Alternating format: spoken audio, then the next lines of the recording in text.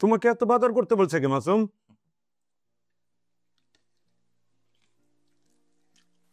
লতা, রান্না কিন্তু হয়েছে খুব খাসা। তুমি তো পাকা রাঁধুনি লতা। গরিব মেয়েদের সব কাজ করতে করতেই শিখতে হয়, আমিও করতে করতেই শিখেছি। সবাই সবকিছু পারে না, আবার যারা পারে তারা সবকিছুই পারে। কথাটা কেমন বললাম? আগেরটা যদি ঠিক হয় তাহলে পরেরটা ভুল নাকি? জয় ভাই খুব মজার মানুষ। আরে না, আমি হইলাম উন্নত মানের একজন বাচাল। কথা বলার কেউ নাই, একা একাই কথা বলতে বলতে বেশি কথা বলার বাতিক হয়ে গেছে। মাংসটা কিন্তু হয়েছে জব্বর। মাংস রান্না কিন্তু কঠিন। কার কাছে শিখছ? আমার সৎমার কাছে, ওনার রান্না ভালো। যার রান্না ভালো তার মনও ভালো। না জহির ভাই, আমার সৎমার মন অমাবস্যার মতো কালো আর ফাকারের মতো ময়লা। সরি, প্রসঙ্গটা তোমার জন্য কষ্টের হয়ে গেল। আসলে জেনারেলাইজেশন সবসময় স্থূল, কিন্তু ইন্ডিভিজুয়াল কেস খুব সূক্ষ্ম। ও মাসুম, কাল আমার একটা ইন্টারভিউ আছে। কোথায়, কিভাবে? গুলশানে, পেপারে বিজ্ঞাপন দেখে ফোন করেছিলাম, বললো কাল সকাল 10টায় যেতে। কিন্তু কথা তো ছিল আমি কাজ করব, তুমি শুধু পড়বে। পড়বো, আগে একটু থিতু হই। এই মুহূর্তে একটা চাকরি পেলে খুব ভালো হয়। তুমি আমাকে নিয়ে যাবে? ঠিক আছে।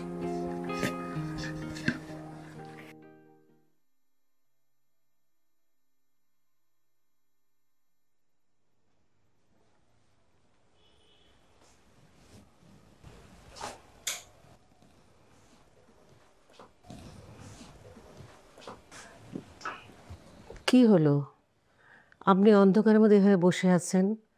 কি শরীর খারাপ লাগছে? না, শরীর ঠিকই আছে। আপনি খুব চিন্তা করছেন, খাওয়া দাওয়া করছেন না ঠিক মতো। কি এত ভাবছেন? ভাবছি বয়স তো হলো, ছেলের উপর কোনো আশা নেই। হেনাকে সেটেল করতে পারলে শান্তি পেতাম। তো হেনা তো ঠিকই আছে, ভালো রেজাল্ট করছে। ওকে আমি বিয়ে দেব। মাত্র তো ইন্টারমিডিয়েট পাশ করলো। 18 বছর হয়ে গেছে। ওকে বিয়ে দিয়ে আমি একটু নিশ্চিন্ত হতে চাই। কটা দিন পরে দিলে হতো না? না না রোকেয়া, না। তোমার ছেলের অবস্থা দেখছো না? আমি চাই না হেনা মাসুমের মতো ভুল করুক। বাবা খুব আপসেট, মা বরং ভালো হ্যান্ডেল করছে। ঠিক হয়ে যাবে না, সময় গেলে সব ঠিক হয়ে যায়। বাবা তো কোনোভাবেই মানতে পারছে না, ভাইয়াকে নাকি ত্যায্য করে দেবে। তোমার বিয়ের কি হবে?